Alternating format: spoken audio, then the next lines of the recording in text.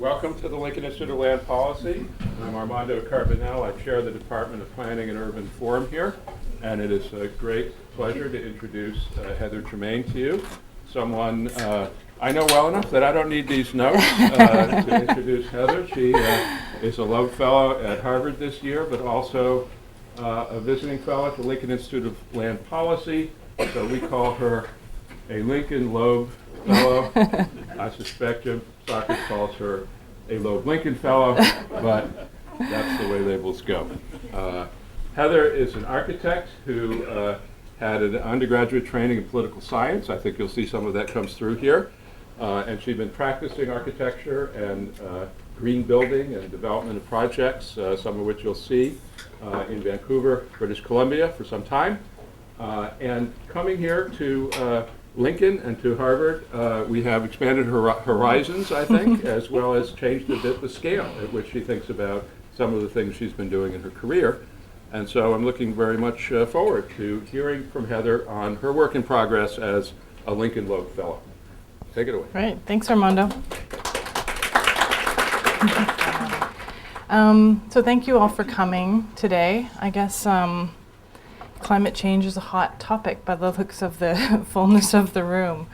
I've been kind of a little bit, it's been amazing to have this opportunity to have this fellowship, because it's given me this opportunity to kind of step outside of my regular work and to think quite, I think, deeply and broadly about this. So this is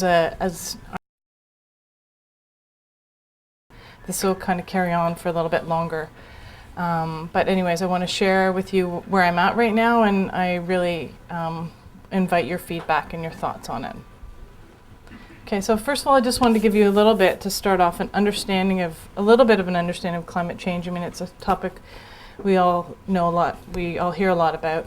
Bit of the role of cities in terms of climate change and role of cities and local governments, and then look at what kind of support is necessary and useful for at the regional level for local decision making. And I have 3 governance case studies that I've been looking at, and then I'll expand to some policy implications.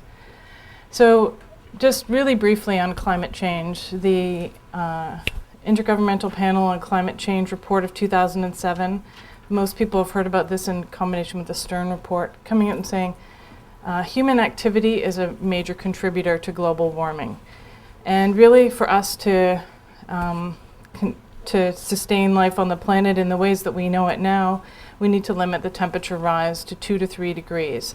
That's actually requires a significant cut in greenhouse gas emissions compared to where we're at right now. That's a 60 to 80% below 1990 levels, and most places are well above that. You'll see that California now says it's about 15% above 1990 levels. So this is a significant change of lifestyle. And last week in Copenhagen, many of the members of the IPCC were together, and what they're saying is that really we're not acting fast enough, and that all of the climate change models and all the indicators that are out there about climate change that are actually more severe than their worst case scenarios. So it really is an issue that is critical and something we need to act on now. So where do cities play into this? So this 75% of greenhouse gas emissions can be attributed to cities. That's a statistic from the Clinton Climate Initiative. So that's if you draw a circle around cities and you look at the kind of activities going on with cities, so the kind of industry and buildings, etc. That's what cities contribute. I think what's actually more meaningful is looking at the things that cities have some control over, some leverage over. So 40% of U.S. greenhouse gas emissions are attributable to buildings. Cities have an impact there. 33% of greenhouse gas emissions in the U.S. are transportation related. So these are the places where cities have some ability to operate and leverage and create impact. I wanted to kind of take a step back here for a second and give you a little bit of kind of my background and why. So when I talk later about buildings, I do know a little bit about buildings. So establish my credibility here. This is a project that my company, Resource, was the developer of. So it's It's a project, it's an urban infill project. Up in the upper right-hand corner, you'll see the old automotive service garage that is now blue with it's an urban infill project, very close to downtown with limited parking. And as a rule, we only do multifamily housing because by nature of the form and the ratio of the floor space area to the envelope of the building, they are much more energy efficient forms. So we wouldn't do any other kind of form. And these are the kinds of benefits that you can look for in cities and in kind of, and some of the kind of development that we might be looking forward to. And this is actually sitting in a largely single family community, but it's at a scale that works. Again, kind of another shot of it. This is a larger project. For the planners in the room, it has a floor area ratio of 1.7. It's 60 units on a 1 acre site. It was an affordable housing project. And again, the design of the form of the building and the technologies that we used allowed us to reduce the energy use in the building by 65% from a regular code building. So I'm going to say some things later about buildings. And from my own experience, what I would say is that there is real capacity and real ability to move significantly in terms of energy efficiency in buildings. This is a project that's in Vancouver that we were involved with as consultants. And it's a bit of it's I think a good example of mixed use project. There's actually 4 big box retail stores that are captured within this form that you see on the lower right. It's got a Winners, which is a big women's clothing store that typically sits on the outside edge of a city in the regular big box format. And there's a Home Depot in there. So it's got the, it basically brings big box together, and sitting on top of it, you might be able to see in this image, there are 100 units of housing and then a very green landscape that's provided for the housing. So this creates this essentially quite mixed use form with very highly trafficked retail very close to the downtown core of the city, so where their kind of catchment is. So rather than having people drive out to the edge of the city to access that retail. This is another project. This is a project that I would say is kind of a complete community project.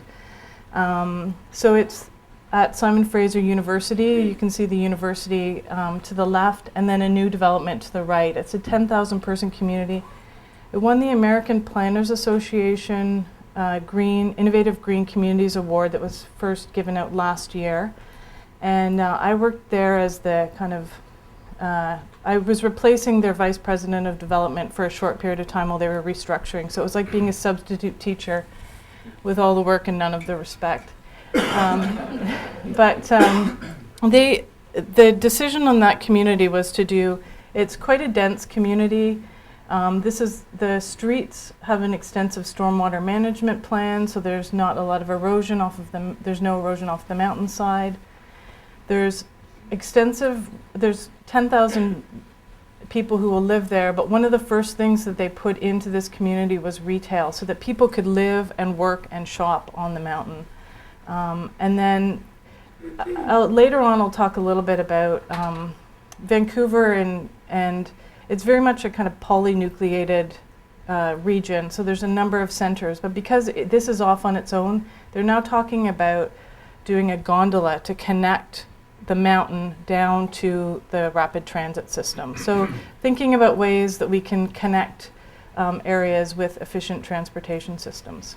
So that's kind of, just to kind of give you a scope, to concretize some of the things I'm going to talk about later, and also, but now I want to get into the role of cities. So this is from the recent California legislation that actually sets targets for greenhouse gas emissions within the state of California, and really saying that local governments are essential to this.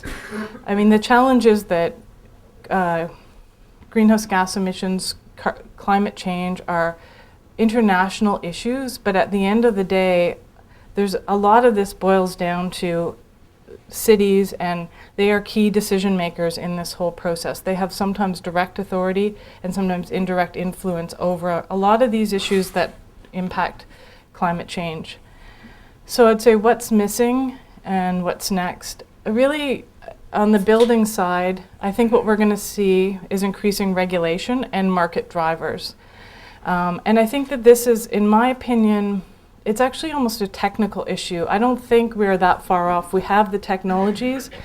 It's going to be a matter of the political will to use them and the market starting to drive it as well. But I think that issue is actually not so complicated. I say that having we were involved with over 200 green building projects. So it's not, I don't think it's really rocket science. I think what the other big issue that we really need to tackle is the transportation issue. How do we move between these buildings, between where we work and live and play? And so transportation, if we take a look at that, over 20% of the total of US greenhouse gas emissions, CO2, are from passenger vehicles. So 1 in 5. So this is a significant chunk of the overall greenhouse gas emissions pie. And if you want to really tackle that, and reduce that, this is the new three-legged stool of sustainability. So it's the efficiency of vehicles, it's carbon content in fuels, and how far are we driving. So we can talk a little bit about the trends in VMT. It's not looking good. Let me just say this. Within the last 15 years, VMT has outstripped the population increase. We've had increasing purchase of cars, and then we've had a significant 48% increase in VMTs. So we're headed in the wrong direction here a little bit. This is from a book called Growing Cooler, by the way, from the Urban Land Institute. The other sort of issue around VMT, or as we call it in Canada, VKT. So if you project out VMT increases, and then it's a funny graph, I'll say this up front. If you project out VMT increases based on historical data, then it's increasing significantly. Then if you increase fuel efficiency over time, you're bringing down you have reduced CO2 emissions. And then if you add in the factor of a reduction of fuel, carbon content in fuel, then you get CO2 emissions related to transportation at the same, it really stays almost constant by 2030. And it's still well above the 1990 target and far above targets that would be for 2030. So fuel efficiency and that level of reduction of carbon won't get us as far as we need to go in terms of reductions in overall transportation greenhouse gas emissions. So how could we, if we want to look at VMT reductions, how can we do this? So looking at urban form, so to decrease the distances that people need to travel and reducing their needs. So having greater density, a mix of land uses, having employment centers close to homes, having opportunities for amenities, the kind of retail or recreation close to homes and jobs. There's a lot of work being done in this area and trying to unpack the various factors. And then there are the other options. So providing people with other choices to when they need to travel, giving them some other options. This is a shot from Copenhagen of someone taking their Christmas tree home with their bike. So it's kind of hard to imagine here, but I don't know, it's kind of an interesting idea. Given that municipalities have these kind of ability to influence buildings and particularly in transportation, but they don't have all the, I think I was going to talk about the challenges. Land use, transportation isn't confined within municipal boundaries. Land use decisions move across boundaries. If somebody adjacent to you in the city adjacent to you decides they want to develop a retail center, well, that impacts your community. And then revenue flow, cities compete for revenue for depending on land use. So those are all the kind of issues that exist if the system is quite atomized. So thinking about how can that be solved and how can that be better addressed and what supports are necessary. So that's where I kind of got directed to looking at regional governance. So what I have is 3 case studies of different regional governance options. And also, I think one of the things that's interesting is that this regional governance and coordinated planning really provides you with the opportunity to address climate change, but also to address other issues like protecting farmland. I'll show you an example later on where there's significant agricultural land reserve. The opportunity to protect natural spaces. So in addition to all the kind of other issues that might be bundled under climate change, there are some other benefits that can be realized as well. So the most muscular option and the most muscular approach is the California approach. So what California has done is I would call it top-down. I know they don't call it top-down, but I will argue that it is top-down.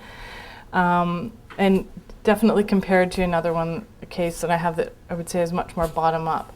The state really took a leadership position and said that they were going to put a stake in the ground and said we're going to be aggressive in terms of our climate change plan.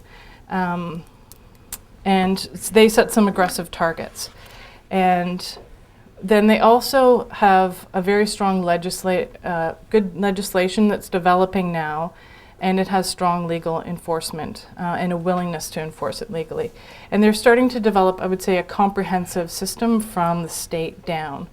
I think California also has a very strong advantage in this, in that they've been into environmental regulation for quite some time. I was talking to someone in the governor's office the other day who was actually assembling all of their legislation, and they've been at it since 1961 under Reagan. So they have the advantage of having thought about this, studied this, understanding where they're at, where their greenhouse gas emissions come from, what their and I think that really actually enables them to be out ahead of a lot of other folks.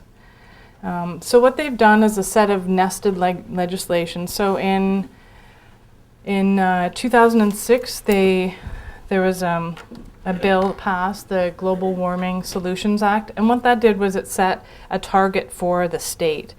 Where they're going to reduce by 2020. This is where I got to remember my numbers here because everybody has slightly different. Everybody has a slightly different target. So just to make sure I'm not misquoting, they are going to reduce their greenhouse gas emissions by 20 to 1990 levels by 2020, which is a 15% reduction from today and a 30% reduction from if it was the business as normal. Just see where I'm, oops, sorry. And then they've also enacted another set of legislation that was really actually requires regional transportation and land use planning in a coordinated way.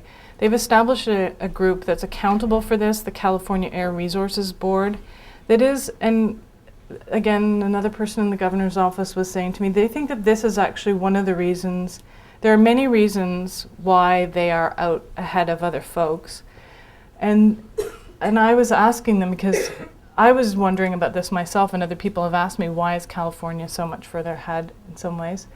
And one of the reasons that they gave that I thought was quite interesting is that this California Air Resources Board that's actually made up of citizens and a lot of academics, but people generally drawn from areas where they're allowed to push government.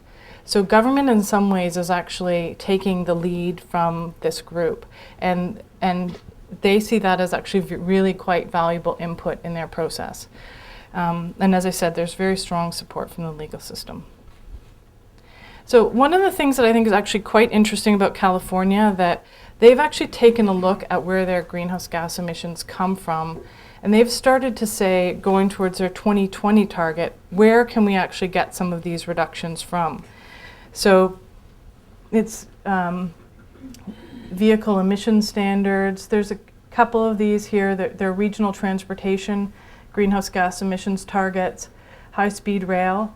These are targets that are kind of early targets. The bigger targets in regional transportation related greenhouse gases and are actually going to be in the sort of subsequent set of targets, because from 2020 to 2050 they've actually set an even more aggressive set of targets. So they don't see that in the next 11 years that this will change radically, but the more radical change will happen in the second phase where they have much more aggressive targets, because understanding that regional transportation patterns don't change overnight.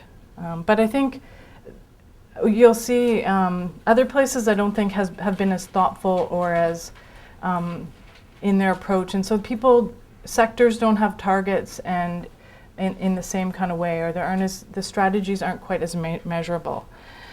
So then we go to the State Bill 375 that said every region has to create an emissions target for itself, and it will get an opportunity to establish it will negotiate with the California Air Resources Board to establish its target.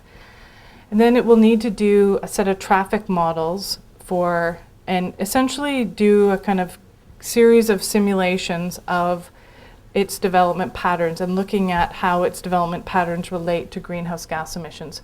This is an area that's still developing, the kind of scenario planning and the modeling, but I think California's putting a stake in the ground and saying this is going to be required, and I think that will start to drive more sophisticated modeling going forward.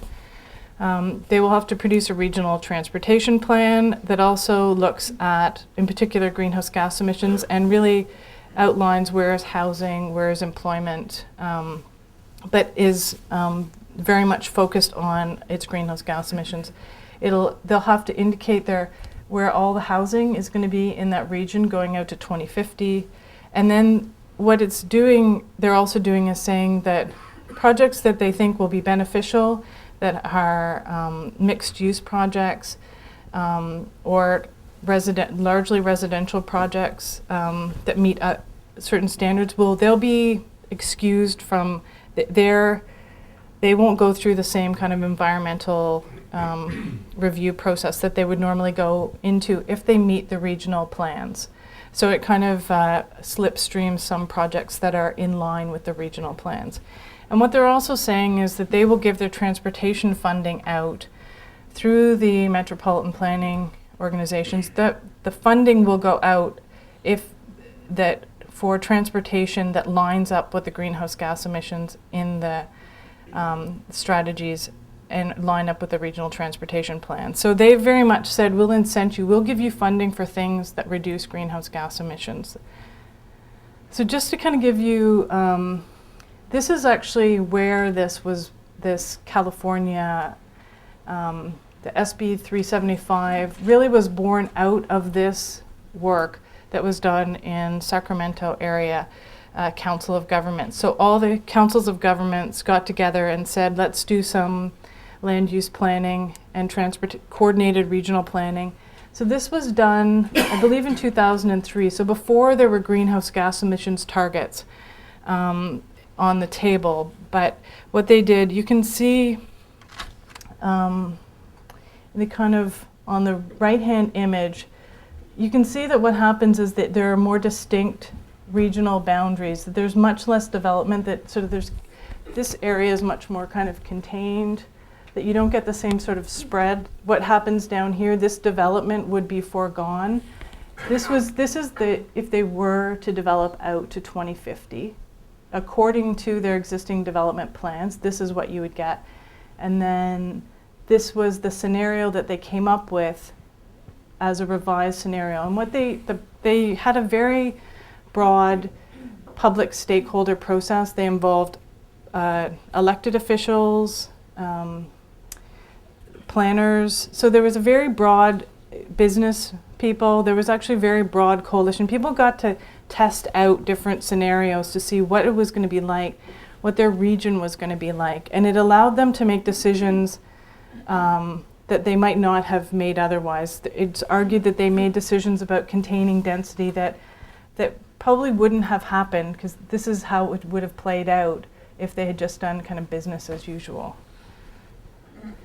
So these are some of the results that they got. So they got a significant increase in attached homes. I'm just going to flip through some of these fairly quickly. They had a reduction in the amount of urbanized area by close to a little over 350 square miles.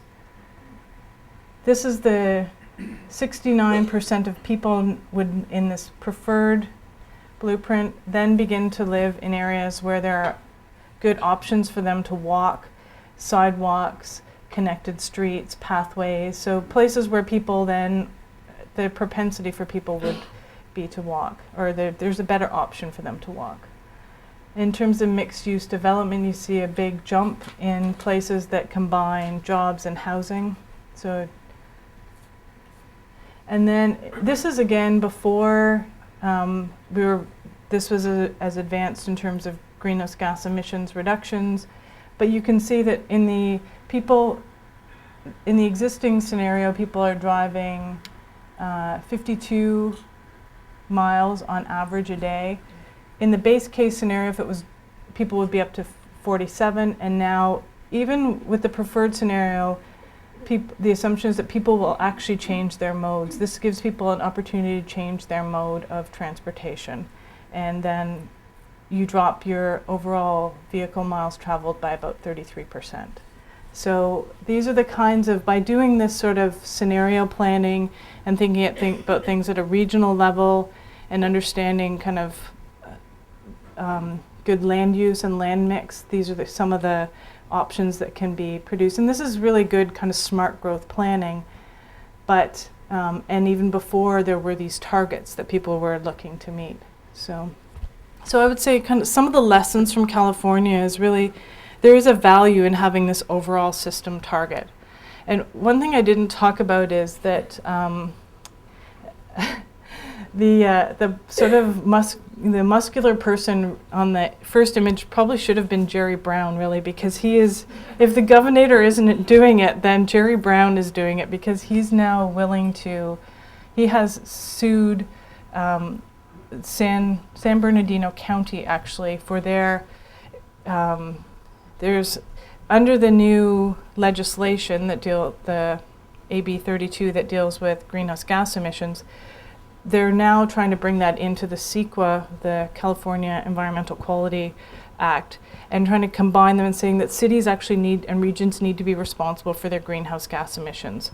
So what that's doing is that he actually sued them based on their kind of their overall kind of regional planning and the fact that it was really kind of quite a sprawled area. It's the largest county in the US at I think 20,000 square miles, but really very low density. And so they did a study to show the kind of vehicle usage, and really San Bernardino's planning was really in contrast to the direction that the state was wanting to move. And so they're saying you need to take action, and if you don't take action you'll be sued, and if you're, and you can be in breach of these acts as well. So really I would say there's a very strong, it would create a certain will to take action. And I would say that the kind of the bill, the SB 375, is really trying to create a scenario that encourages the regions to cooperate with one another, or the municipalities within a region to cooperate with one another. And again, they're aligning their spending with their targets. They're saying, let's reduce greenhouse gas emissions, and we're going to fund transportation that supports that direction. When you talk to the folks in California, their concerns are that, and this is actually a concern I've heard a number of times now, is that this is a new area, and the modeling is new, and will people have the resources to do the kind of comprehensive planning that's really required? And I think that's a legitimate concern, but I think it's something we still need to do, and we'll have to kind of catch up really. But those are some of the, I'm not suggesting California is a perfect system. That's some of the key concerns people have with it. So British Columbia, just to kind of be fair, this is our premier. So in classic Canadian style, I would say it's a little bit more of a meet in the middle approach. Cities were the early adopters. Victoria, Vancouver. Vancouver's been working on climate change since, well, some people would say since the early 90s, but really significantly beginning, I think, 2001, 2002. Recently, the Premier has stepped up and said in 2007 and established targets for BC. And I think it's interesting that this is a bit of a sidebar, but I think there is a certain amount of this being kind of personality driven, I think, to some extent, and a willingness of people to step up and say, it's time for us to take action. So I think I would commend our Premier on this. He's quite out ahead of the rest of Canada. We in fact have a carbon tax, which didn't fly so well federally in the last election, but he has had the knowing that that something needed to be done. That was one of the steps that he took. But their approach there is really more to empower the municipalities and to work with the regional governments, but also to start to devolve some power and create capacity at the municipal level. So we've had historically in BC land use planning. The regions within BC used to be able to override land use planning at the municipal level. And this was certainly done once in the last 25 years, and subsequently their ability to do that was changed. Prove it could be done. That's right, yes. But then you have to remember that there are more senior levels of government who are able to change things. So not to, tell tales on my people here, but the regions actually in BC have a fairly strong function already. So they act as a utility provider, so they provide water, sewage, and waste. So there's a reason for people to come together and do land use planning already. And they have historically had a role in transportation. There was a parallel body, so there's the regional governance structure, and then there has been a parallel body that has done transportation planning within the regions. And that the role of that has also changed somewhat. Now that's probably more dominated by the provincial appointed positions rather than it used to be mayors and some elected official who were the representatives on that body. So that has changed a little bit as well, and I think has started to pull apart, unfortunately, the real opportunities, or it will make more challenging the transportation and combination of transportation and land use planning. Not impossible, but I think the previous system was probably a little bit easier. So in 2007, the province set a target that they were going to be a carbon neutral public sector. So the province is on its way to being carbon neutral by 2010. And what that means, Armando reminds me I can't talk in jargon and I can't have to explain these things. So basically what they have to do is establish the baseline of their carbon usage for their operations and their kind of transportation purchasing. And then they have to establish strategies to reduce that, and then anything else needs to be offset. So that's the commitment, and they will report out on this on an annual basis. They've also established within the provincial government a climate action secretariat that's accountable for it. BC has a set of regional growth strategies, so the province has established and re-established again in 2005 the need for regional growth strategies that are essentially kind of regional planning. And this province has said, let's give some power back to the cities to really have some impact. So what it's done is given the ability for cities to create greenhouse using its authority in terms of development permit guidelines. It's now able to establish requirements for greenhouse gas emissions for buildings, for water use and energy use in buildings. So it sort of works around the building code a little bit, but then gives some power for the cities to establish a higher level of performance than they would be able to do normally. It also allows them to reduce their parking standards so that they can, which then developers would pay an amount in lieu. Instead of having parking on their site, they can put money into a parking fund that will then fund more renewable and more sustainable transportation options.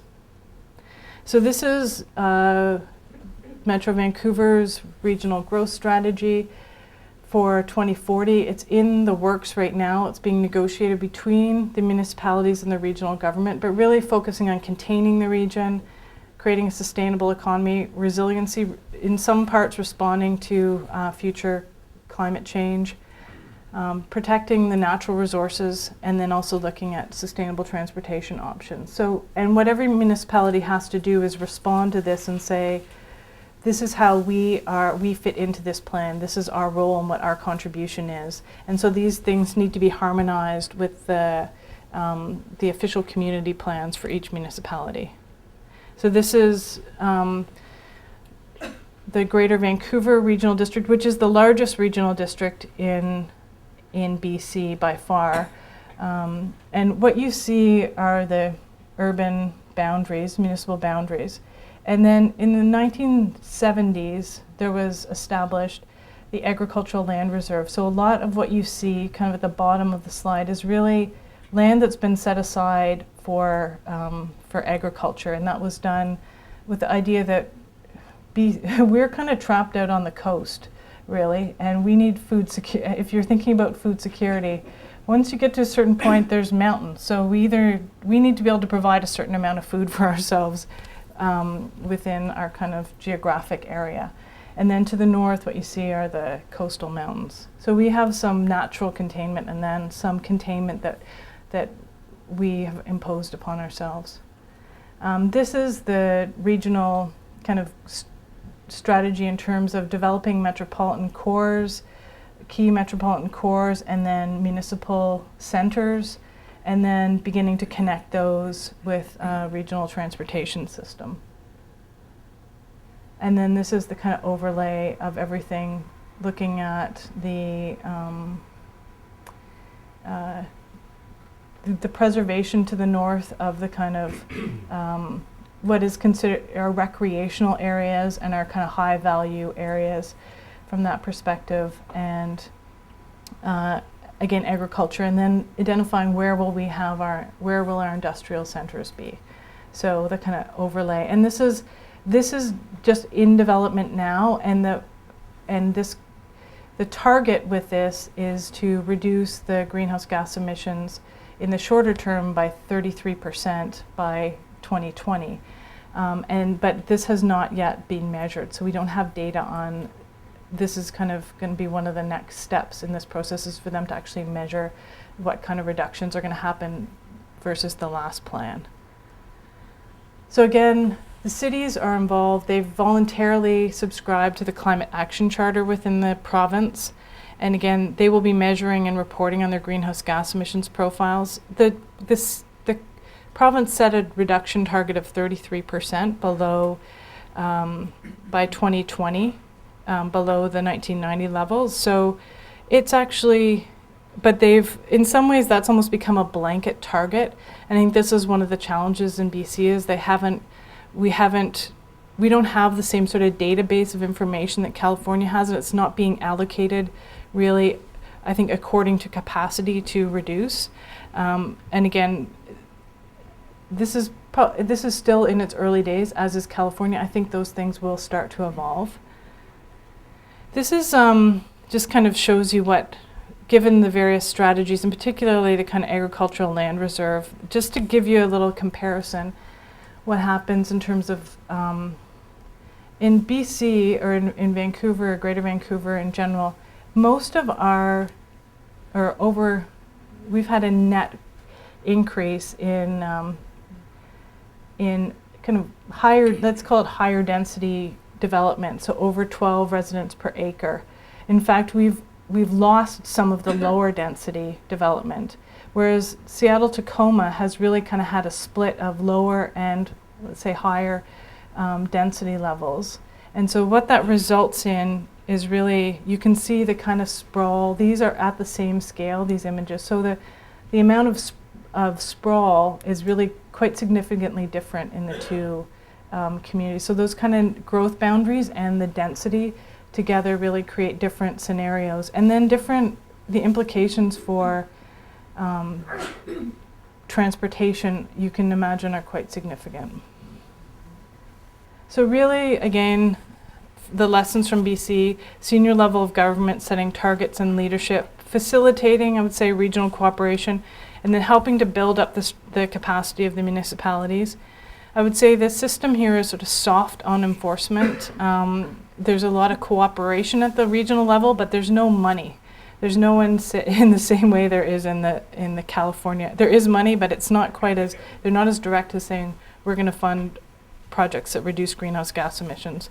And I would say the regional planning has not, in some ways we've stepped back, we've gone the wrong direction, I think, in terms of strength of regional governance. That may change. So this is kind of going in the other direction. This is what I would call the bottom-up approach. This is a project that's happening in Connecticut. This is very much, this one is kind of the most work in progress. It's being kind of worked on right now. This is a joint project between the Regional Plan Association and the Lincoln Land Institute. And basically, this is 6 communities within Connecticut. And these are they were chosen because they were communities that had already become involved in some kind of climate action program or had made some kind of commitment already. So this is 6. It's Bridgeport, Stanford, Fairfield, Trumbull, Easton, and Monroe. So the kind of the circle of the green. 3 that are on the coast and more urban, and 3 that are rural communities. They are voluntarily cooperating with one another in a way that, so they're not being driven by legislation. It's not a top-down approach that you see. The regional governance structure is not particularly strong. It's being done through an MPO, which is the kind of organization that funds transportation, but it's not a particularly strong kind of regional governance structure. So they voluntarily come together, and what's happening is that all of the mayors have signed on to this and are invested in this study, looking at how they might develop their communities in a cooperative way. So this is the kind of existing land use, and then kind of future land use as in the like a full build out. So you see kind of a higher increase. You get more development in the sort of center area and the upper right corner of the community, and you'll see that this is actually areas where it's not close to the existing the train transportation system that runs down the coast. There's really not much proximity to it's the furthest away from bus transportation, so it's actually some of the worst areas to develop from a servicing perspective. Currently it's the lowest density. It's already very low density, and then there are some jobs in that area, but not, I would say, significant. Most of the employment is focused down in the kind of Bridgeport area. It's also this just kind of shows you some of what's interesting about the study that's being done is it looks at the land from a number of perspectives, looking at what are the assets that are there, what's there now, and this is looking at flood vulnerability. So where are the areas that you would not want to develop necessarily? And you'll see, and this will show up in some of the climate change mitigation, that what you have down on the coast is some fairly risky area that will need to be addressed in an adaptation approach. And again, this is just maps development desirability. So again, some of the least desirable areas to develop are again in that kind of upper right corner.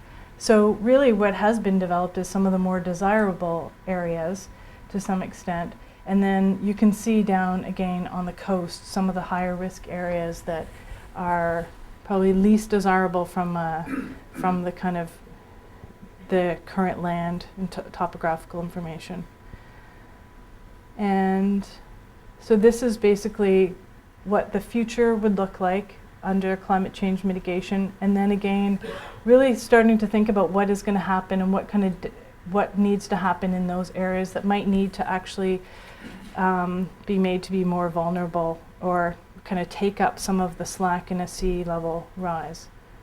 And just to kind of show you what it looks like, there's a significant, this is a kind of a collaborative with kind of all the parties together, an option that really starts to put density where it may be more desirable. So, and being able to preserve larger green spaces. So you can see there's actually significant green space that's preserved in the, again, in that kind of upper right hand corner and down through on the left. There's opportunity for carbon sequestration, but also a greater preservation of existing land and kind of bringing density down into areas that are already currently served and where infrastructure already exists.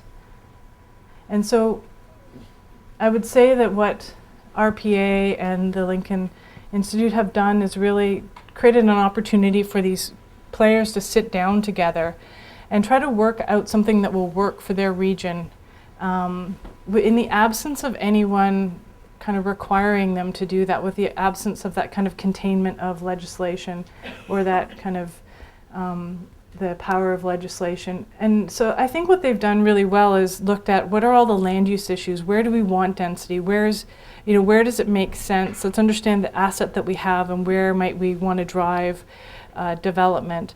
And some of the conversations that have started to arise out of that are looking at, given that there's less density desired in rural locations, could there be a regional density transfer program developed that would allow the transfer from the rural areas into the more urban areas where there is existing infrastructure? The other idea that's been talked about is looking at a more comprehensive economic development strategy for that MPO area and thinking about what's the kind of economic development strategy and where should it be going, and can there be kind of regional revenue sharing in that? Could that be part of the solution for that? So those are some, I think those ideas may be ideas that are necessary in the other scenarios, but they haven't gotten to that place yet. So I can imagine, but I think it actually creates some interesting other mechanisms that might be necessary in those kinds of scenarios. So just a kind of quick summary, I would say the kind of probably the strongest set of probably the strongest approach is the California that has targets for the elements within the system. There's good accountability. They're strengthening the regions, and then they are incenting through dollars. The Connecticut, I think, is actually, I like the Connecticut system because I think that that there's a certain value to people sitting down together and solving the issues, but it's driven by political will, and there still will need to be this development of transfer mechanisms that will again revolve around will and trust, and I think that's actually quite a powerful approach, and I think it could serve to be strengthened by some of the other incentives like legislation and targets. So then in BC we sort of meet in the middle where we have a strong state and trying to reinforce the municipalities, and then reasonably in more just a cooperative structure at the regional level. Just in terms of regional coordination, I think there's a bunch of other things benefits that you can get from it. I mean, if we think that there's climate change, if we're just trying to use it as a vehicle to address climate change, I think energy costs, if you think about that as a separate factor, and energy costs rising, our ability to move as freely as we do with especially with cars, that's going to be constrained. So there's reason to do this kind of transportation planning and kind of regional connectivity planning. Also, the population growth, there is 100 million people expected, additional people in the US by 2050. So if that's the case, then where is that growth going to go? How, and really being smart about where we're planning for that growth. And again, as you can see in the BC example, there was certainly a lot of opportunity for the preservation of agricultural land, which I think is important in the longer term. Reduced infrastructure costs because you're not expanding out into new areas. Health benefits from more compact development. There's more opportunity for people to be walking or biking, and there's lots of evidence that leads to healthier communities and healthier people.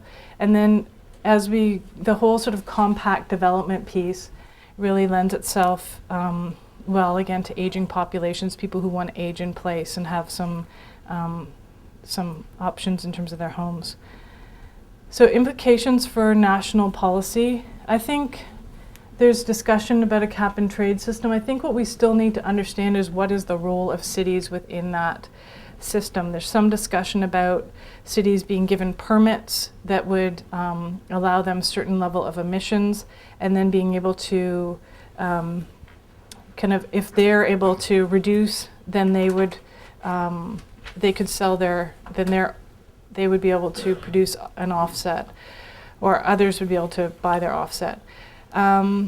So looking at a larger national framework for greenhouse gas emissions targets, like California did, actually beginning to look at sectors and understanding what strategies are going to get us to lower greenhouse gas emissions in a meaningful way, rather than across the board, everybody cuts by 33% regardless of capacity. So being able to kind of think about things in a strategic way. Looking at the funding formulas for transportation, right now a lot of transportation is funded based on kind of gas taxes and really automobile usage. So starting to change that and funding based on greenhouse gas emissions reductions. And then in the same way that there are incentives for affordable housing, looking at incentives for smart growth. That's one of the things that is beginning to develop in BC, is allowing the municipalities to reduce some of their development cost charges to incent smart growth. And apparently Anthony will be taking any questions, for more information. So thank you very much.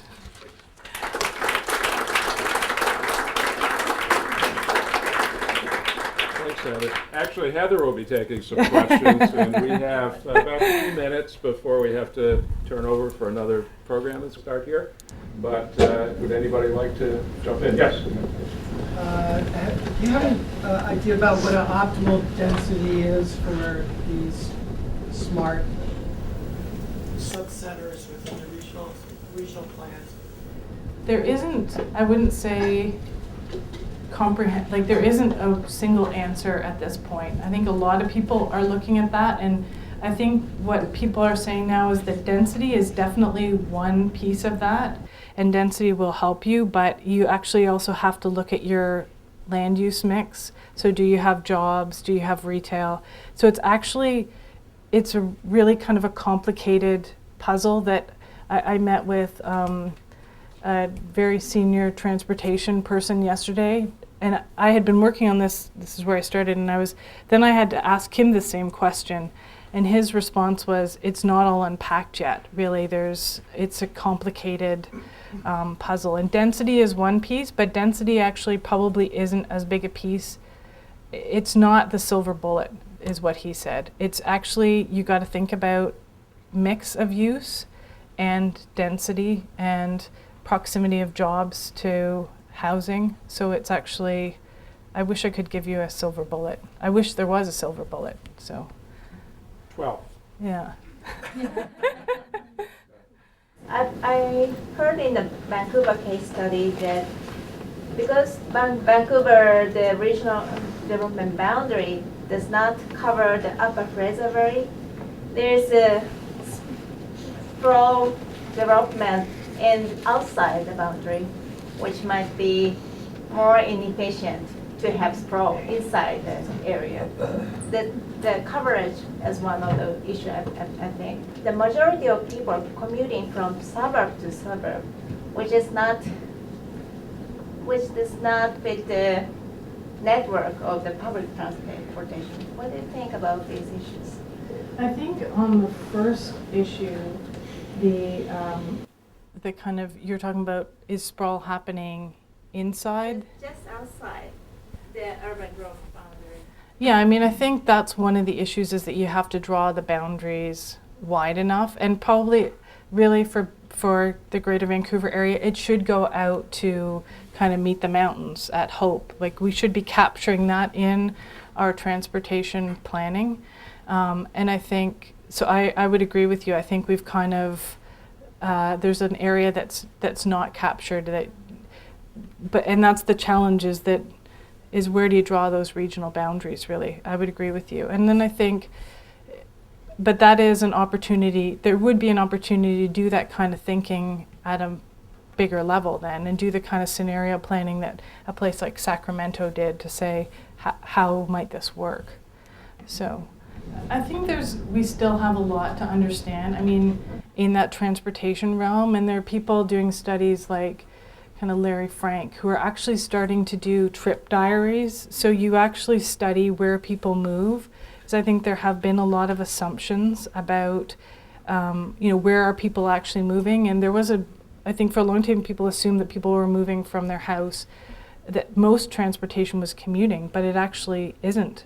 That's not the biggest slice of the pie. So I think we still have a ways to go in terms of understanding really where are people moving and where are those paths. And I mean, there's some of those connections you can see in Vancouver, but then there are some suburb connections that haven't happened yet. So I think that's got to be fed into an evolving plan, really. Your slide of the Home Depot mixed project in Vancouver had green space. Yeah. It wasn't as obvious that there were street trees in some of the other slides of housing that you showed. Have you done any calculation as to how dense is good before we start losing street trees and other, carbon collecting growth? There's carbon sequestration is kind of a... Yeah, I could say a little bit about yeah. it. We can look at sort of two sides of this. The mitigation side, right, which is reducing emissions or sequestering carbon, and the other is adaptation. And street trees really have some function in terms of capturing carbon and being a carbon sink. But in fact, urban street trees probably don't represent a huge sink, just because it takes a lot of trees to hold a significant amount of carbon. So you kind of need an urban forest to make it work. But on the other hand, they have this very important function in terms of potentially providing shade in the summer, and the right kind of trees obviously allow light penetration in the winter. So they shouldn't be discounted as a factor in planning around climate. But I think in most urban situations aren't going to provide enough biomass to actually serve as a major carbon sink, so maybe that the adaptation side is actually more significant. It doesn't mean cities shouldn't be thinking about trees, and even in some cases, I think if we look at the region in which we find Vancouver, which we like to call Cascadia, Portland, Seattle, Vancouver, you see some very compact cities and then a lot of trees. And in some ways, those trees are making those cities possible. If you could do the accounting properly, you might be able to say these regions are actually a reasonably good balance in terms of all of the factors that go into a climate strategy, which would be the type of building form that they have, transportation systems, the energy sources, a lot of hydropower, and a lot of trees, all of which I think go together to make a very good package. But do you know who might be doing the research on actually calculating? Elizabeth Heyman, who's worked with us at the University of Massachusetts in Amherst, who's in the Department of Landscape Architecture and Regional Planning, HAMIN, has looked at this issue of whether strategies around urban form and compactness actually are causing some conflicts with some of the benefits of having trees and open space and communities. So she's looking at the trade-offs between compactness and open space. And I think she'd be a good source. Sure. Yes. One of the silver bullets, I would say, that was not mentioned in the three examples is having to do with the cost of parking, not charging for parking in any of those three examples that we talked about. And that's transferring the cost to the user as Yeah. opposed to being subsidized in Yeah. terms of all forms of parking. Yeah. I guess I didn't want to get down into the super micro level too much, but I agree that that's one of the things that's now one of the policies that the cities in BC will be able to enact, is being able to reduce their parking on sites for developments. And then the developers will pay an amount in lieu that will go to fund other activities. But I agree, I mean, it's a significant cost. If people knew, I mean, on the projects that we've done, it's $30,000 to $50,000 for an underground parking stall. If people really knew that was bundled into the price of their condo, I think they might think twice about it, and they would certainly maybe think twice about that second one.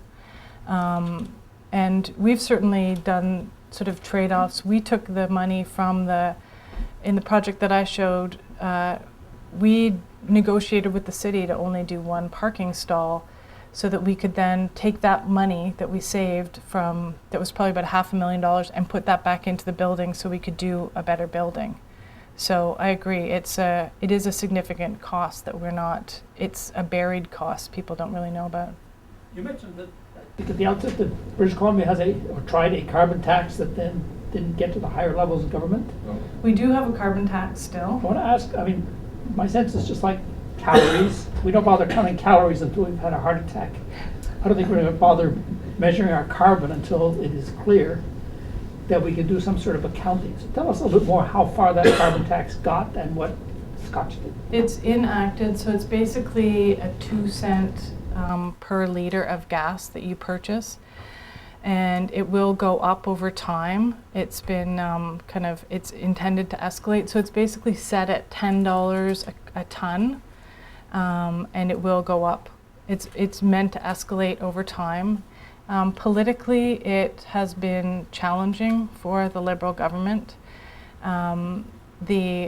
There was an attempt to sell a carbon tax across Canada in the last federal election. I can't believe a political party would try to sell a tax during an election, but that was their approach. And that, I think, then turned some pressure back onto BC, but they're persisting with it.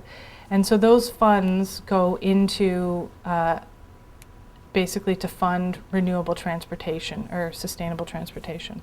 So That's still being collected now. yeah, it is. It started in July of last year, so it's still being collected. So, but it's really not that significant when you think about it. I mean, when you think about, we had gas that was $1.50 a liter, so close to $6 a gallon in the summer, and it was, yeah. So it was 2 cents at that point, and now it's really not. It's not really that significant, so people haven't felt the squeeze of it, I wouldn't say. So, Heather, I'm ashamed to admit this, but I am kind of interested in the upper levels of government encouraging the lower levels to be smarter in these areas. The transportation link is easy. Feds provide a lot of money for transportation. It's easy to see how they could use that leverage. But you mentioned actually incentives for smarter location. Smarter land use planning. Any idea what incentives the feds might use to encourage states or regions or cities to do that more intelligently? What's the carrot? well, I'm thinking about the kind of tax incentives that you have, the tax credits for affordable housing. So using that kind of tax credit system or this is where my Canadian things, it's a tax credit that people purchase, right. So, or that's sold. So that's what some of the discussion by policymakers has been, to enact that sort of, to have that same kind of tax credit transferable to smart location, kind of transit-oriented development, yeah, and some of the green buildings, so you can kind of pull together a number of these attributes together. So a lot of the regional plans that you suggested dealt a lot with mitigation, and I'm wondering if any of those three models better plan for climate adaptation, if there's one that was better suited to that. It's sort of a taboo subject. Yeah. Well, I mean, it's funny. We haven't really thought of it. Ironically, I would say we haven't thought so much about that yet in Vancouver, and we have we're at sea level. So, Your airport runway is yes, below. yes, yes. Not unlike Boston's, I guess. I'm not sure, to be honest. Let me just I don't point out think- the Connecticut example that Heather showed, the study of water levels, and you saw this sort of unfavorable locations along the coast, was actually based on some estimates of sea level rise. And part of the challenge there is that some of the locations that looked pretty good from a mitigation point of view were actually pretty hazardous because they were right up against the coast.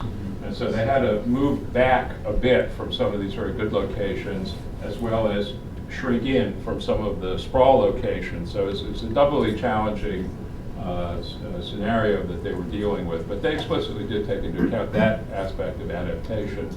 And I'd say increasingly, but especially in places that are flood prone and let's say prone to some of the other hazards of climate change, including wildfires and some of the storm events, we will be paying attention to it. Yeah. It's just that these tend to be events that take place over pretty long time frames, are pretty hard to predict, and they're not immediately in the front of the minds of policymakers right now. But I think inevitably we will be paying more attention to adaptation concerns.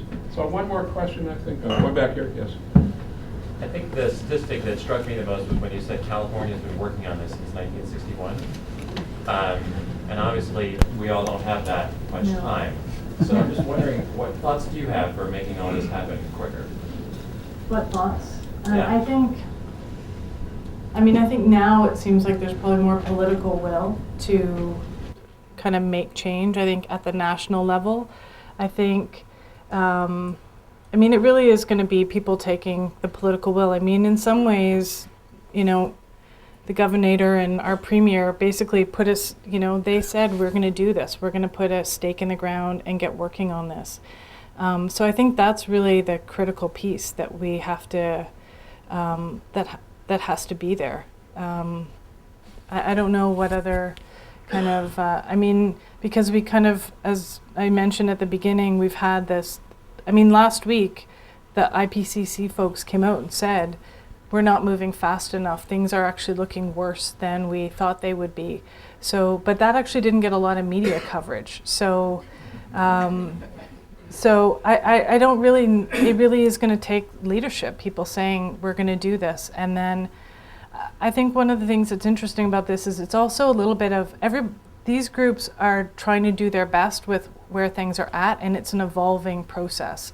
But basically we have to get started, and it's going to take political leadership saying, putting the stake in the ground, this is what we're going to do. I don't... It needs a national system, Yeah. There's no question, but these are examples of how that national system might play out on the ground through different regional mediating structures. And I think it's valuable experience. It's very good that California, for example, actually has a full statewide system that we can learn from and not have to start all over a year or two from now when we have national legislation. But I'm hopeful we will see that.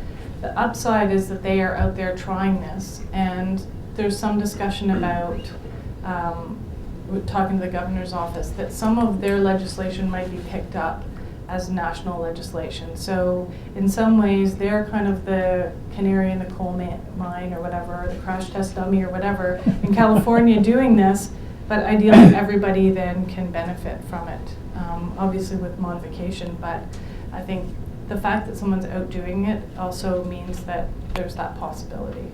So. Well, we're going to need to clear the hall, unfortunately, but Heather will be around, maybe out in the lobby for a while, signing autographs.